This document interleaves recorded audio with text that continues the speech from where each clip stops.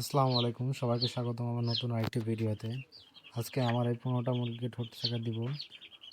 এই সময় অত্যাধুনিক মেশিন থাকা সত্ত্বেও আমার যেহেতু নতুন করে খামার তৈরি করার সিদ্ধান্ত নিয়েছি, তার জন্য আমার ১৫টা মুরগি বাচ্চাকে বাংলা পদ্ধতি আপনার তাতালের মাধ্যমে মুরগির ঠোঁট শেখা দিব।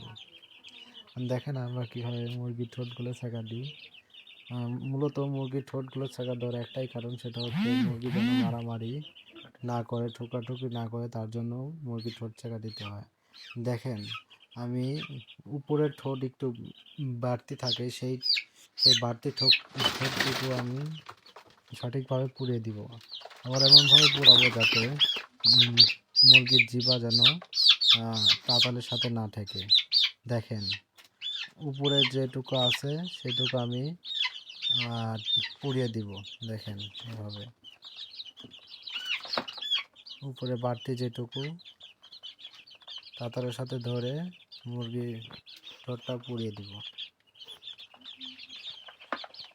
আমার তাতালটা এখনো সম্পূর্ণভাবে হিট হয়নি। দেখেন পুড়িয়ে দিয়েছি, দেখা যাচ্ছে সমান হয়ে গেছে, দুইটা ঠোঁট একত্রে সমান হয়ে গেছে।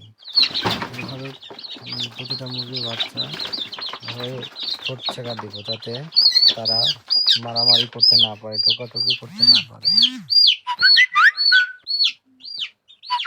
দেখেন ভালো করে দেখেন, ওই যে বাড়তি ঠোঁটগুলো পুড়িয়ে দিব।